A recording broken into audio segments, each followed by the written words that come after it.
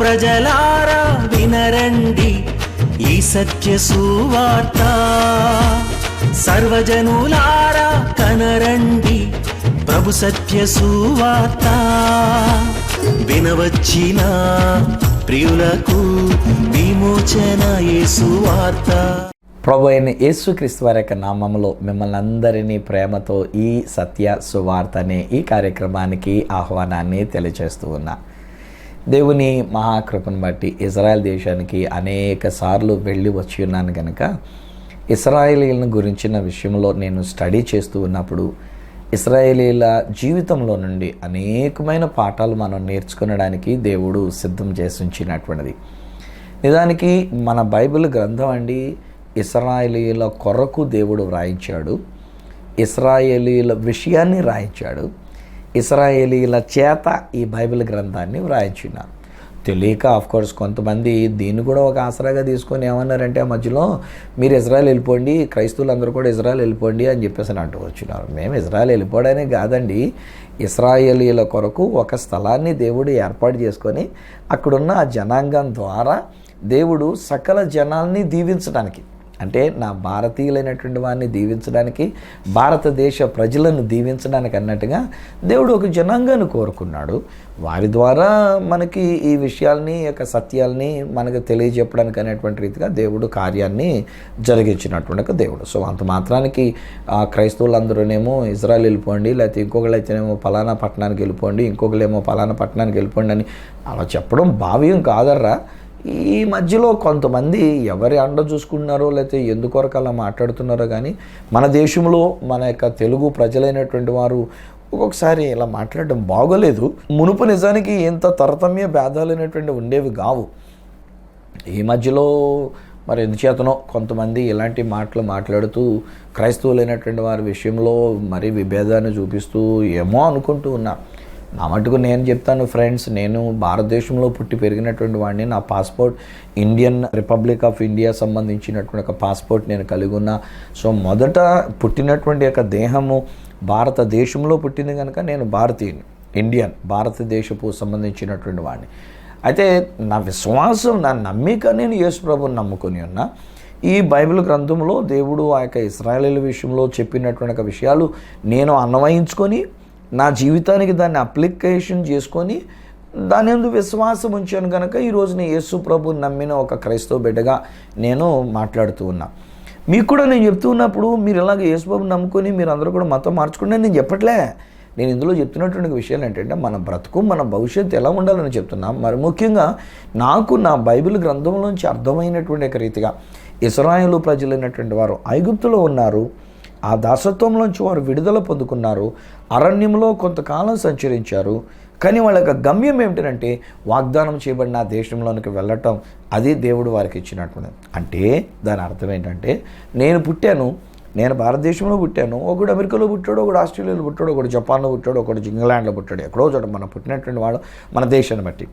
కానీ పుట్టిన మనం అరణ్యంలోనికి అన్నట్టుగా విడుదల పొందుకునడానికి నా యేసయ్య చేసేసిన కార్యం, ఆయన నా కొరకు విడుదల కొరకు విమోచన కొరకు ఆయన తన ప్రాణాన్ని పెట్టేశారు, తన రక్తాన్ని కార్చేశారు. ఆయన ఆల్రెడీ కార్యం చేసేశారు. చేసేసి ఏమన్నారంటే ఈ అరణ్యం అనే దానిలో సంచరించండి, 40 సంవత్సరాలనే ఒక లైఫ్ స్పాన్లో మీరు సంచరించి నన్ను సేవిస్తూ సంచరించి మీరు చివరికి ఏం చేయాలంటే వాగ్దత్త దేశంలోనే ప్రవేశించాలి. అక్కడ నాతో పాలుతేనలు ప్రవహించే దేశంలాగా, సస్యశ్యామలంగా ఉండే దేశంలాగా, చక్కని పంట, చక్కని ఆనందం, చక్కని సమాధానం, సంతోషం కలిగినటువంటి ఆ ప్రదేశంలో నాతో పాటు ఉందరు కానీ రండి అని. ఇది దేవుని యొక్క ప్రణాళిక. So for that is chosen that Israelites, ఇశ్రాయేలీయులైనటువంటి వారిని కోరుకొని వాళ్ళకి నేర్పించి, వాళ్ళని అవసరమైతే నరికి, వాళ్ళని కత్తిరించి, వాళ్ళ యొక్క ఆకులను కత్తిరించినట్టుగా కత్తిరించి, వాళ్ళకి నిద్రమత్తు కలిగినటువంటి ఒక మనసునిచ్చి ఈరోజున మనం ఈ సత్య సువార్తను తెలుసుకున్నట్టుగా దేవుడు కార్యం చేసి మనందరి యొక్క ప్రవేశం సంపూర్ణమైన తర్వాత అప్పుడు మరలా ఇశ్రాయేలీయుల గురించినటువంటి విషయంలో జోక్యం చేసుకొని వాళ్ళందరినీ రక్షించడానికి దేవుని యొక్క ప్రణాళిక నా బైబిల్ గ్రంథములో దేవుడిచ్చినటువంటి విషయాలను ఇది నేను పంచుకుంటూ ఉన్నా.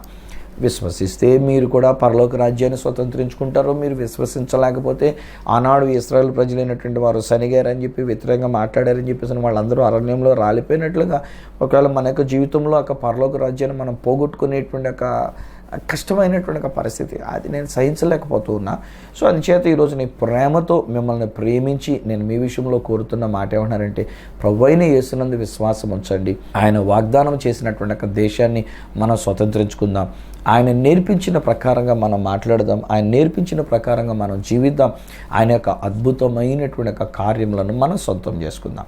సో ఈరోజు ఇశ్రాయేల్ ప్రజల జీవితంలో నుండి మరి యొక్క విషయాన్ని కనుక మనం నేర్చుకోవడానికి వచ్చినట్లయితే, సంఖ్యాకాండంలో నుండి 20వ అధ్యాయము మొదటి వచనం నుండి కూడా మనం చదువుకోవచ్చు అనుకోండి. దాదాపు 20వ అధ్యాయం మొదటి వచనం దగ్గర నుంచి ఉన్నటువంటి ఒక మాటలుగా దాదాపు 13వ వచనం వరకు ఉన్నటువంటి ఒక మాటలు కనుక మనం చూసినట్లయితే, ఈ ఇశ్రాయేలు ప్రజలైనటువంటి వారు సీను అనేటువంటి ఒక అరణ్యంలోనికి వచ్చినారు. అఫ్కోర్స్ దాన్నే సీనాయి అనేటువంటిదిగా కూడా అంటారు అనుకోండి. సో సీను అనేటువంటి ఒక అరణ్యంలోనికి వచ్చినారు. అక్కడికి వచ్చేసరికి అఫ్కోర్స్ అక్కడ పైన ఉన్నటువంటి ఒక మాటలను మనం చూసినట్లయితే, మోషేకి విరోధంగా మాట్లాడినటువంటి ఒక సహోదరి, వాళ్ళ అక్కగారు కొంతకాలం కుష్ఠవ్యాధితో బాధపడింది. ఆ తర్వాత మరలా మోషే గారే ప్రార్థన చేసిన తర్వాత 7 రోజుల తర్వాత మరలా ఆవిడ బాగుపడింది. ఆ తర్వాత వీళ్ళు సీను అరణ్యం దగ్గరికి వచ్చేసరికల్లా అక్కడ మిరియాం చనిపోయిందని చెప్పేసి వ్రాయబడుతుంది. ఆమెను బాధ పెట్టేశారు. తర్వాత ఉన్న వచనాలు ఏముంటుందంటే, మరలా వారికి నీళ్లు లేనటువంటి ఒక పరిస్థితి ఎదురైంది. కామన్ అండి. ఎందుచేతనంటే నేను తిరుగుతున్నాను కదా, ఐగుప్తు దేశం నుంచి నేను వెళ్ళేటప్పుడు మరి ముఖ్యంగా సీనాయి డిజర్ట్లో, ఆ సీను అరణ్యంలో మేము ప్రయాణం చేసేటప్పుడు ఆల్మోస్ట్ మాకు వోల్వో బస్సులో మేము ప్రయాణం చేసేటప్పుడు డే టైం జర్నీ చేస్తాం, నైట్ టైం జర్నీ చేయం మేము. సో డే టైం జర్నీగా చేసేటప్పుడు 2 డే టైంలు అనగా దినములు పగలు దాదాపు 12 గంటలు 24 గంటలు దాదాపుగా మేము బస్సులోనే ప్రయాణం చేసుకుంటూ వెళ్ళేటువంటి ప్రయాణం చేసుకుంటూ వెళ్తూ ఉంటాం బస్సులోనే. ఎంత దూరం ఇదంతా సీనాయి మన ఇండియా కంటే పెద్దది ఉండినటువంటిదండి బాబు. ఎక్కడ మనకు అవతల పక్కన గుజరాత్ దగ్గర నుంచి కన్యాకుమారి వరకు వెళ్ళి మళ్ళీ కన్యాకుమారి దగ్గర నుంచి యువతల పక్కన మన కలకత్తా వరకు వచ్చినట్టుగా అంత దూర ప్రయాణం మేము చేస్తాం. మేము అంత దూర ప్రయాణం, అంత పెద్ద ల్యాండ్ కూడా అది కూడా బహుశా అంటే ఎంత కిలోమీటర్ల పరిధిలో ఉందో నాకు అంత ఐడియా లేదు కానండి. బట్ ఆల్మోస్ట్ లైక్ ఇండియా, భారతదేశం ఎంత ఉందో అంత ఇదిగా ఉండినటువంటి ఒక ప్రదేశం ఉంటుంది. అంతా సీనాయి అనేటువంటి ఒక అరణ్య ప్రదేశం. సో ఆ సీనాయి ప్రదేశంలో వీళ్ళు సంచరిస్తూ ఉన్నప్పుడు అక్కడ నీళ్ళు అనేటువంటివి దొరకని పరిస్థితులు ఉన్నాయి. ఎందుకంటే ఓన్లీ ఎడారి, లేకపోతే కొండలతో కూడినటువంటి ఒక ప్రదేశం. ఇప్పుడు కూడా నేను తీసుకొని వెళ్తున్నప్పుడు మన వాళ్ళు అనగా నాతో పాటు వచ్చేటువంటి వాళ్ళు సర్వసాధారణంగా ఎప్పుడు గొడవ ఎక్కడ వస్తుందంటే మంచినీళ్ళ దగ్గరే మాకు గొడవ వస్తుందండి. వీళ్ళు ఏం చేస్తారంటే మంచినీళ్ళు అంటారు, మేమేమో ఆ బాటిల్స్ తీసుకొచ్చి కింద డిక్కీలు అన్నట్టుగా మేము పెడతాం, బస్సుకి క్రింద భాగంలో లగేజ్ భాగంలో పెడతాము. సరిగ్గా అక్కడికి హోటల్ దగ్గరికి వచ్చేసరికల్లా పిల్లమంటే ఎవరికాలు దిగిపోయి వాళ్ళ సూట్కెళ్ళి తీసుకొని ఎవరికాలు సిద్ధపడిపోయి రూమ్కి వెళ్ళిపోవడానికి అనేటువంటిది వచ్చేస్తారు. అంతా అయిపోయిన తర్వాత అప్పుడు ఎవడో కూడా చెడుతాడు, అయ్యా నీళ్ళేదని మాకు ఇవ్వలేదని చెప్పేది. నేనేం చేయను, ఈ బస్సుడు తీసుకెళ్ళి ఎక్కడో పెట్టేసి వాడు పగలంతా ప్రయాణం చేశాడు కనుక వాడు రాత్రి నిద్రపోవడానికి వెళ్ళిపోయి నిద్రపోతాడు. ఆల్రెడీ ఎవరిని లేపడానికి అవకాశం ఇవ్వడు, ఏ రూమ్లో ఉన్నాడో మాకు చెప్పకుండా వెళ్ళిపోయి పడుకుంటాడు. దానికేమో బస్కేమో తాళం వేసి ఉంటుంది. అప్పుడు ఇంక మళ్ళీ నేను వాళ్ళకి ఎక్స్ప్లెయిన్ చేసుకునేవారు, నాయనా మనకి ఇక్కడ హోటల్స్లో ఈ మంచి స్టార్ హోటల్సే కనుక బాత్రూంలో నీళ్ళు వస్తాయి, ఆ నీళ్లు కూడా స్టెరిలైజ్డ్ గ్లాస్ అక్కడ పెడతాడు కనుక దాని అర్థం ఏంటంటే అక్కడ వచ్చేటువంటి అక్కడ నీళ్లు కూడా మనం త్రాగొచ్చని అర్థమైనా కనుక త్రాగండి పర్లేదంటే మన వాళ్ళకి అంతే బ్రికమో బాత్రూంలోనే నీళ్ళు త్రాగడం వచ్చి పాడు అని చెప్పేసినటువంటి మనవాళ్ళు అనుకుంటూ ఉంటారు.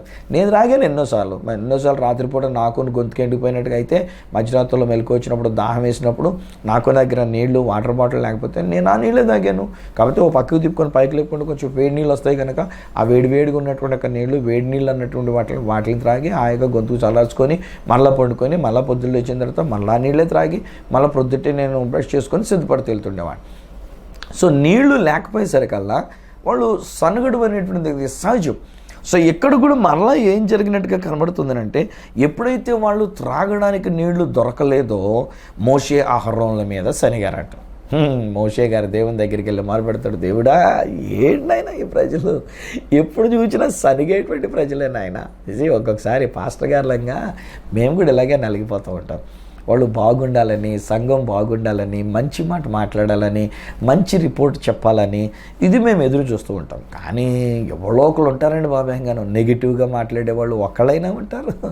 ఎవరో ఒకడు మనం ఎంత చెప్పినా విననటువంటి వాళ్ళు, ఎంత చెప్పినా మారనటువంటి వాళ్ళు ఎవరో ఒకరు ఉంటూనే ఉంటారు. వాటుడు జీవితం అన్న తర్వాత అంతే.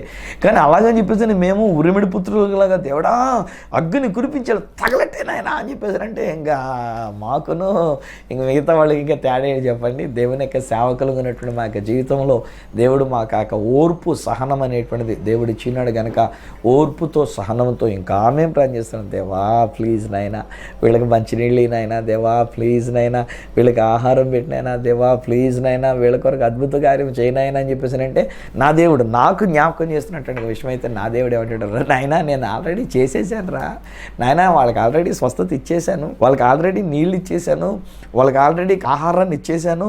ఆ మాట చెప్పు, సత్య సువార్తగా నీకు ఇచ్చిన పేరు అదే కదా, ఈ సత్య సువార్త అనే పేరు ఇచ్చాను కదా. సో వాళ్ళకి ఒక మంచి సువార్తని చెప్పు. ఈరోజు కూడా నేను చెప్తానండి, దేవుడు నాకు అప్పగించిన సంఘానికి ఇలాంటి సువార్తనే నేను పాటిస్తూ ఉన్నా.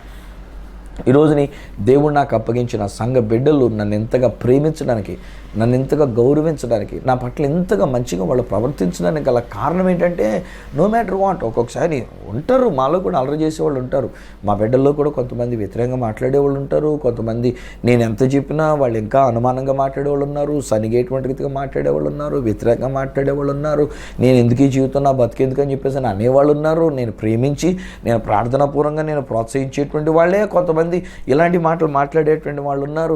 అయినా కానీ నా దేవుని దగ్గర మొరపెడుతూ ఉన్నప్పుడు నేను చేయగలుగుతున్న మాట ఏంటంటే వాళ్ళకి సువార్తనే ప్రకటిస్తున్నా, సత్య సువార్తనే ప్రకటిస్తున్నా. సత్యమయ్యున్న సువార్త ఎప్పటికీ మారనటువంటిది.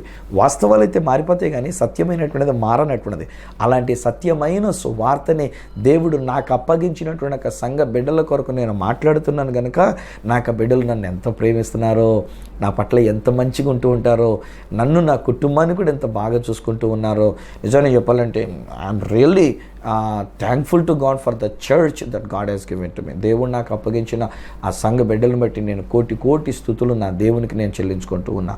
నన్ను చాలా ప్రేమిస్తూ ఉంటారు, నన్ను ఎంతో ప్రేమిస్తూ ఉంటారు. కానీ నేను బయటికి వెళ్ళేటప్పుడు చూస్తూ ఉంటాను 40 మంది, ఏళ్ళు కొన్ని వందల మంది నన్ను ప్రేమించేటువంటి వాళ్ళు ఇక్కడ మా సామర్లకోటలో దేవుడు నాకు అప్పగించినటువంటి సంఘం. ఒక 40 మందిని 45 మందిని నేను తీసుకుని వెళ్తూ ఉంటాను. అందులో ఉంటారండి బాబేంగాను సనిగేటువంటి వాళ్ళు, గొనిగేటువంటి వాళ్ళు, బీపీ టెంపరేచర్ పెంచేసేటువంటి వాళ్ళు, నా కోపాన్ని పెంచేసేటువంటి వాళ్ళు. ఒక్కొక్కసారి నేను కోపడిపోయా. నాకు గుర్తొస్తే ఒకసారి ఒక సిస్టర్ గారు చాలా కాలం క్రితం అండి, ఐగుప్తు దేశంలోనండి దెయ్యాల ప్రభావం ఎక్కువనండి. ఐగుప్తు దేశంలో దురాత్మల యొక్క ప్రభావం ఎక్కువ ఉంటుంటుంది. నేను పదే పదే చెప్తూ ఉంటాను, మా వాళ్ళకి జాగ్రత్త పడుతూ ఉంటాను, ప్రార్థన చేసి దాన్ని నేను బంధిస్తూ ఉంటాను. సో ఐగుప్తు దేశం నుంచి మళ్ళీ వన్స్ మేము బార్డర్ క్రాస్ చేసి ఇజ్రాయల్లోకి వెళ్తే ఆ దెయ్యాలన్నీ పోతాయి, బాగానే ఉంటుంది. మళ్ళీ లేదు మేము అట్నుంచి వస్తుంటే కూడా అక్కడ దాకా బాగుంటుంది, అన్ని రోజులు బాగుంటాయి. మేము ఇజ్రాయెల్ దేశాన్ని దాటి ఐగుప్తు దేశం సేనాయి ప్రదేశంలో ప్రవేశించేసరికి మళ్ళీ ఏదో ఒక దెయ్యాలు పనిచేస్తూ ఉంటే మాలో మా గొడవలు వస్తుంటే కేకలేసుకుంటూ ఉంటాం. సో అలాగనే ఒక సిస్టర్ గారు ఏం చేసిందండి, ఒక రోజుని మేము వచ్చిన వెంటనే నైల్ నదిలోకి వెళ్ళాం. నైల్ నదిలోకి వెళ్ళేసరికి ఆవిడ అక్కడ నైల్ నదిలో మేము భోజనం చేస్తుంటే మన ఇండియన్ టైము అక్కడికి ఇంకా మేము యాక్చువల్లీ మేము వెనక్కి వెళ్తాం కనుక అక్కడ మేము సాయంకాలం 6 అయిందంటే మన ఇండియాలో 7, 8, 8:30, 9 అవుతుంది ఒక్కోసారి. సో మేము అక్కడ 9 వరకు మేము భోజనానికి కానీ నైల్ నదిలో ఉండిపోయాం. ఈలోగా ఆవిడంటది సడన్గా గడియారం చూసుకున్నది వచ్చి మాట్లాడుతుంటుంది, ఇదేంటండి ఎంత టైం అయిపోయింది గాను, ఇప్పటిదాకా మీరు బయట తిప్పితే ఎలాగా, నేను ఇప్పుడు ఇంటికి వెళ్ళిపోవాలి. మా నాన్నగారు ఏమంటారు, ఎంతసేపు దాకా ఒక ఆడపిల్లని అయ్యండి నేను ఇలా బయట తిరగడం ఒప్పుకుంటారా మా నాన్నగారు. ఆవిడకి 60 సంవత్సరాలు. 60 సంవత్సరాలు ఆవిడ పెళ్లి కాలేదు ఆవిడకి. సో అందుకని వాళ్ళ నాన్నగారు కంట్రోల్లోనే ఉండినది ఆవిడ వచ్చి మాట్లాడింది, ఒక ఆడపిల్లని నేను ఎలాగున్నా ఇప్పుడు ఎంత టైం దాకా 11:30, 12 గంటల వరకు బయట తిరిగితే ఎలాగనంటే నేను అమ్మ ఇదేంటమ్మా ఇలా మాట్లాడుతున్నాం ఏంట్రా, మనం ఈజిప్ట్ దేశానికి వచ్చామని చెప్పేసి నో ఇది హైదరాబాదు, నేను ఇప్పుడు వెళ్ళిపోవాలి, నేను అర్జెంట్గా ఇంటికి వెళ్ళిపోవాలి, ఇది ట్యాంక్ బండ్ అది ఇది అంటుంది. వాయమ్మో ఇది ఎక్కడ కరవర బాబు అనుకొని నేను గద్దిస్తూ వచ్చా. ఈలోగా రాత్రి మేము రూమ్కి వెళ్ళిన తర్వాత మధ్యరాత్రులు నా గైడ్ కూడా ఫోన్ చేసి అంటాడు, సువార్త చూడు ఎవరో ఒక లేడీ వచ్చి కింద రిసెప్షన్ దగ్గర ఏదో గొడవ చేస్తుందంట మన ఇండియన్ సంబంధించినటువంటి ఆవిడని చెప్పేసి అని నా రూమ్కి ఫోన్ చేశాడు. నేను గబగబా కింద దిగివెళ్తే ఈవిడ అక్కడ ఉండేది, ఇప్పుడు నాకు అర్జెంటుగా ఫోన్ చేయి, మా ఇల్లు అక్కడ పోలీస్ స్టేషన్ పక్కనే ఉందంటే పోలీసు వాళ్ళు వచ్చారు ఆల్రెడీ. వాళ్ళకి అక్కడ ఉన్న టూరిజం పోలీసు వాళ్ళు ఉన్నారు.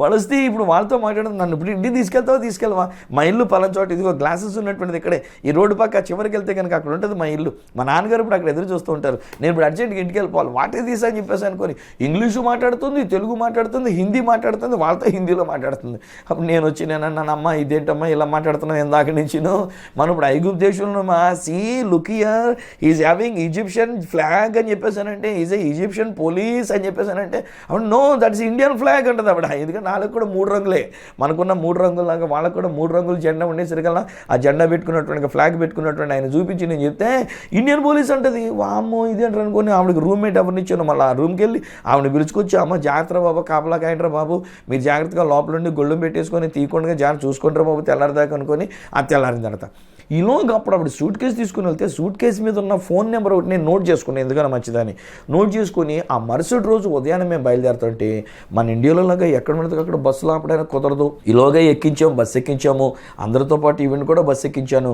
బస్సు ఎక్కించేసి సడన్గా నైల్ నది మీదకి వెళ్ళేసరికి, వంతెన మీదకి వెళ్ళేసరికి అప్పుడు గబగబా ముందుకు వచ్చేసి అంటే, ఇప్పుడు నన్ను ఇక్కడ దించుతావా దించవా, నేను ఇక్కడ దిగిపోతా, నన్ను ఇంటికి వెళ్ళకుండా నువ్వు ఎక్కడికో తీసుకెళ్తున్నావు, నన్ను ఇప్పుడు ఇక్కడ దించుతావా దించవా అని చెప్పేసి గొడవ పెట్టిందండి.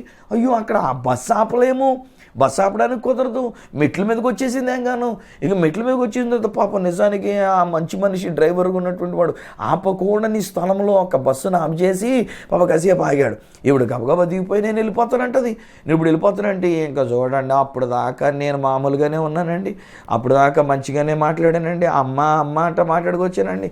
ఇంకా ఆ తర్వాత ఈలోగా వాళ్ళతో పాటు ఆవిడతో పాటు వచ్చినటువంటి వాళ్ళు ఎవరో దిగి వాళ్ళు కూడానేమో తమిళ్లో మాట్లాడుతున్నారు. ఓహో ఈవిడికి తమిళ్ వచ్చు అన్నమాట అనుకొని, ఎన్నమ్మా పైతిగారి మాదిరినే పేసిరా అని చెప్పి,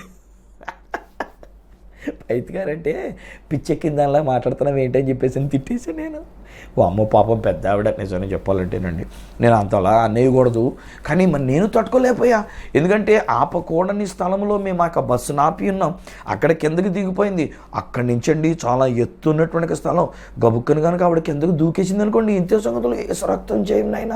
ఒక పక్కన భయం వేస్తుంది నాకు, ఇవిడ ఏం చేస్తుంది అనుకోండి, ఎందుకంటే చాలా హైట్లో ఉందో వంతెన, అక్కడి నుంచి దూకితే నైల్ నదిలోనే పడుతుందో, అక్కడి నుంచి దూకితే నేల మీదకే పడుతుందో, ఏం చేస్తుందో. ఇప్పుడు కిందకి దిగిపోయిన తర్వాత ఇలాగని మాట్లాడుతున్నప్పుడు వీళ్ళందరూ కూడా వచ్చి చెప్పిన తర్వాత మళ్ళీ ఎక్కి మెట్టి మీదకి వచ్చింది. అప్పుడు గబగబా నేను లోపలికి ఎక్కిన తర్వాత నా దగ్గర ఉన్నటువంటి ఇంటర్నేషనల్ ఫోన్ నాకు ఇస్తారు మా ఆఫీస్ వాళ్ళు కనుక, ఆ ఫోన్ నుంచి ఇండియాకి ఫోన్ చేసి ఆయనతో మాట్లాడితే వాళ్ళ బ్రదర్ అంట, ఆయన ఎత్తుకొని మాట్లాడుతున్నాడు. అయ్యా సారీ అయ్యా, వచ్చే ముందే మాకు కోర్టు సమ్మన్లు వచ్చినాయి అయ్యా, అందుకని కొంచెం అప్సెట్ అయింది మా అక్క, లేకపోతే మంచిదేను వెల్ ఎడ్యుకేటెడ్ అయ్యా, కొంచెం ప్లీజ్ నేను మాట్లాడతాను ఒకసారి మా అక్కకి ఇవ్వండి అయ్యా అని చెప్పేసానంటే, అప్పుడు నేను బస్ ఎక్కిన తర్వాత తనకు వాయిస్ పెట్టుకొని గట్టిగా పెట్టుకొని అప్పుడు నేను వచ్చి నేను మాట్లాడి, ఇదిగో అమ్మ నీ తమ్ముడు మాట్లాడుతున్నాడు వినని చెప్పేసానంటే, వాళ్ళ తమ్ముడు మాట్లాడిన తర్వాత అప్పుడు ఆవిడ కొంచెం కూల్ అయినటువంటిది. అఫ్కోర్స్ ఆ తర్వాత ఆమె పట్ల నేను ప్రేమగా ప్రవర్తించాను, దగ్గర తీసుకున్నాను. పెద్ద ఆవిడ 60 సంవత్సరాలు పైబడినటువంటి ఆవిడ దగ్గర తీసుకొని, అమ్మ నువ్వు అట్లా ప్రవర్తించకూడదురా అని చెప్పేసి అని ప్రేమతో మాట్లాడితే తర్వాత కూల్ అయిపోయింది. వాళ్ళ తమ్ముడు మాట్లాడిన తర్వాత అప్పుడు తమిళ్లో మాట్లాడుతూ, మళ్ళీ తెలుగులో మాట్లాడుతూ, మళ్ళీ ఇంగ్లీష్లో మాట్లాడుతూ, ఆ తర్వాత మేము ఇజ్రాయెల్ దేశంలోనికి అడుగు పెట్టాము. She became so pleasant. ఎంత మంచిగా ఉండినటువంటి ఆమె యొక్క జీవితం, నీళ్లు లేక మాట్లాడేటువంటి ఒక్కొక్కసారి ఈ మాటల విధానం ఎంత భయంకరంగా ఉంటుందో చూడండి. ఒక్కొక్కసారి ప్రజలు మాట్లాడేటువంటి విషయంలో నాకు కోపం రప్పిస్తారు. సేమ్ థింగ్ హ్యాపెండ్ మోసెస్ గారికి కూడాను.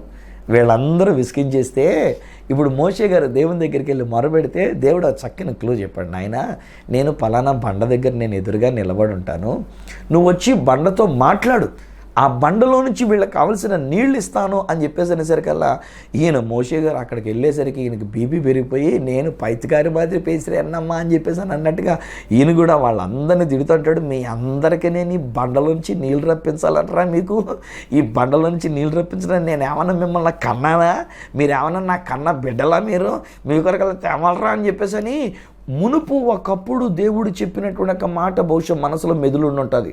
అప్పుడు దేవుడు ఏమన్నాడంటే బండను కొట్టు అన్నాడు, అందులోంచి నీళ్ళు ఇస్తానన్నాడు. కానీ ఇప్పుడు దేవుడు ఏమన్నాడంటే బండతో మాట్లాడు, అప్పుడు నేను నీకు నీళ్ళు ఇస్తానన్నాడు. చాలా అద్భుతమైన సత్యం స్నేహితులారా. ఒకే ఒక్కసారి బండ అయినటువంటి ఒక యేసుక్రీస్తు ప్రభువారు ఆ శిలోమ్రానికి కొట్టబడవలసినటువంటిది.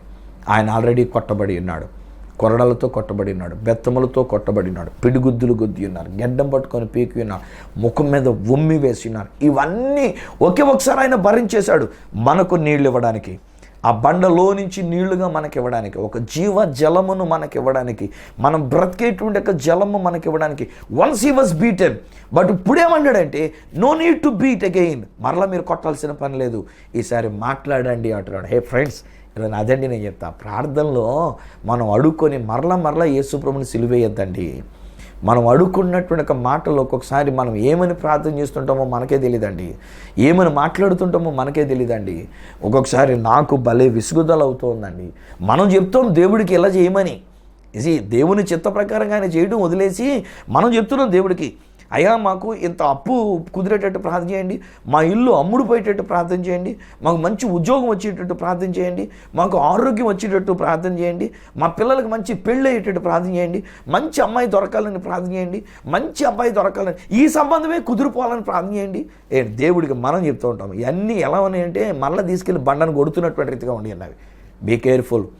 దేవుడు ఆ తర్వాత మాటల్లో మోషేతో మాట్లాడుతున్నప్పుడు అంటాడు కదా, మోషే నేను నీతో మాట్లాడినప్పుడు, నాతో మాట్లాడమని చెప్పినప్పుడు నువ్వు మాట్లాడడం మానేసి నన్ను కొట్టావు, ప్రజలందరూ ఎదుట నీవు నన్ను మహిమపరచలేదు, నేను చెప్పింది నువ్వు చేయలేదు, చిన్న పొరపాటు నువ్వు తప్పు చేసినావు, నువ్వు వెళ్ళవు, నువ్వు ఆ వాగ్దాన దేశంలోనే నువ్వు ప్రవేశించావు, నువ్వు చూస్తావే తప్ప నువ్వు అందులోనే ప్రవేశించవని చట్ట ప్రకారంగా, ధర్మశాస్త్ర ప్రకారంగా మోషే సైతము ఆ నెబో కొండ దగ్గర చచ్చిపోయాడు. హే ఫ్రెండ్స్, ఈరోజుని మనలో ఏ ఒక్కరం కూడా అలాగిన వాగ్దత్త దేశాన్ని పోగొట్టుకుంటాం, అది నా ఉద్దేశం కాదు. ఏ ఒక్కరం కూడా ఆ వాగ్దత్త దేశాన్ని పోగొట్టుకొని మన పరలోక రాజ్యానికి ప్రవేశించకుండా విడువబడటం అనేటువంటిది అది నేను కోరుకుంటలేదు. ఈ రోజున మనం అందరం మాట్లాడదాం, మన తండ్రితో మాట్లాడదాం, మన ప్రభు అయిన యేసుతో మనం మాట్లాడదాం, మనం మాట్లాడవలసిన రీతిగా మనం మాట్లాడదాం. కొట్టేటట్టుగా మాట్లాడకండి. కొంతమంది ప్రార్థన చేసేటప్పుడు దేవుడితో దెబ్బలాడేస్తూ ఉంటారు, దేవుడితో గొడవాడేస్తూ ఉంటారు. ఏమంటే ఎవరో పక్కన ఉన్నటువంటి వాడితో, కోపం కలిగినటువంటి వాడితో, శత్రువుతో కేకలేసినట్టుగా మనవాళ్ళు కూడా కొన్నిసార్లు దేవునితో మాట్లాడి కేకలేసేస్తూ ఉంటారు. ప్లీజ్ అండి, వద్దండి బాబా, అలాంటి మాటలు వద్దండి. ఆయన మంచి దేవుడు అండి, మన దేవుడు ప్రేమ కలిగినటువంటి దేవుడు అండి. డాడీతో మాట్లాడుకున్నట్టుగా మనం మాట్లాడుకోవచ్చండి. మనం మాట్లాడితే ఆయన మన మాట వింటాడండి. నిజానికి ఇంకా నేను చెప్పిన, అసలు మనం అడగకుండా, మనం మాట్లాడకుండా కూడా ఆయన మనకు చేయగలిగిన దేవుడు అండి బాబు. బండ దగ్గర అక్కడ నిలబడున్నాడు ఆయన, మీకు నీళ్ళు ఇవ్వడానికి, ఆ ఎడారిలో మీకు నీళ్ళు ఇవ్వడానికి, ఆ లేమిలో మీకు నీళ్లు సమృద్ధికి ఇవ్వడానికి, మీకు కావలసినటువంటి సమృద్ధిని ఇవ్వడానికి, మీకు కావలసిన ఆరోగ్యానికి ఇవ్వడానికి, మీకు కావలసిన మనశ్శాంతిని ఇవ్వడానికి, మీకు అద్భుతాలను జరిగించడానికి ఆయన ఆల్రెడీ సిద్ధంగా ఉన్నాడు. మీ ఎదురుకుండా నిలబడున్నాడు ఆయన.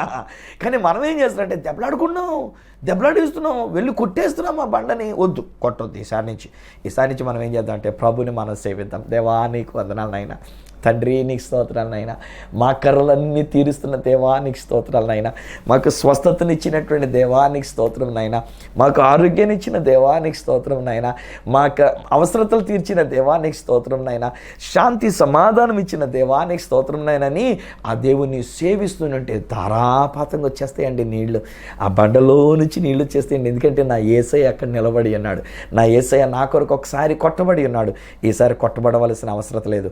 మనం మాట్లాడితే చాలు. మనం మాట్లాడడం అంటే దేవుని స్తుతించడం, దేవుని సేవించడం, అంతే తప్ప అడుక్కుంటాం కాదు.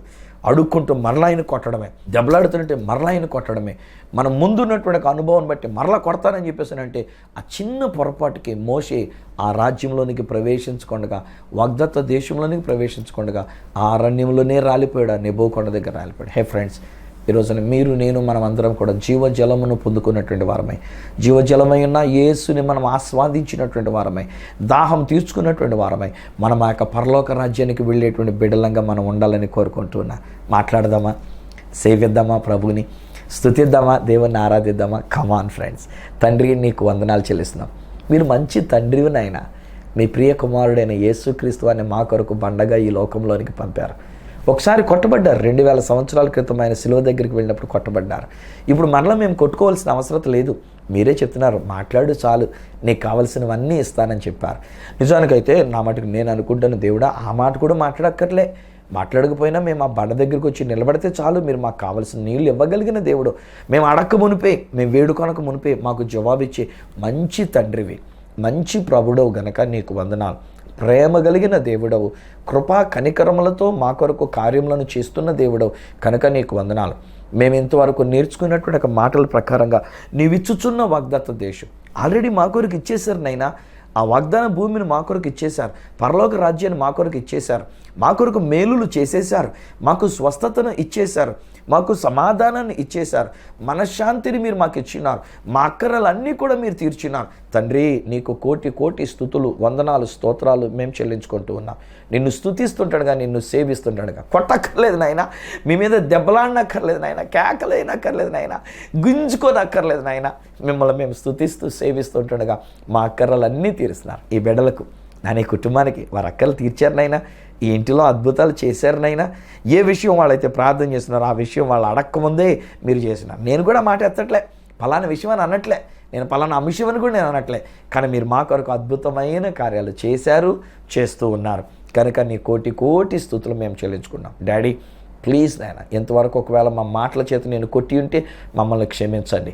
ఆనాడు ప్రకారం అయితే ఈ పాటికి ఎప్పుడో చచ్చిపోదాంలే నాయన, కానీ ఇప్పటికీ మీరు మమ్మల్ని ప్రేమించి, మమ్మల్ని కరుణించి, మమ్మల్ని కనికరించి, మమ్మల్ని సజీవులుగా ఇచ్చారు కనుక ఇప్పుడు నేను క్షమాపణ అడుగుతున్నా. వాళ్ళ కొరకు నేను అడుగుతున్నా, నా కొరకు కూడా నేను అడుగుతున్నా. ఒకవేళ నేను ఎప్పుడు నిన్ను కొట్టానో ప్రభువా, ఒకవేళ నేను ఎప్పుడు అలాంటి మాటలు మాట్లాడి ఉన్నానో నాయన, నన్ను క్షమించండి. అలాగనే నా ప్రియ స్నేహితులైన ఈ కుటుంబం, వీరు కూడా నాయన ఏమో ఎప్పుడు ఎలా మాట్లాడారో, వారి యొక్క మాట ద్వారా ఆ బండ దగ్గర నిలబడినట్లు మిమ్మల్ని మేము కొట్టడం జరిగిందేమో, మమ్మల్ని క్షమించండి. ఇక మీదట అలా కొట్టేవారం కాక నిన్ను స్తుతించే వారంగా, నిన్ను సేవించే వారం నుండి నీ అద్భుతములను మేము అనుభవించడానికి, నీ రాజ్యానికి మేము వారసులం కావడానికి మీరు చూపించిన నీ కృప కొరకై నీకు వందనాలు, స్తోత్రాలు మేము చెల్లించుకుంటూ యేసు శక్తిగల నామమున ప్రార్థించి పొంది ఉన్నాము తండ్రి, ఆమేన్.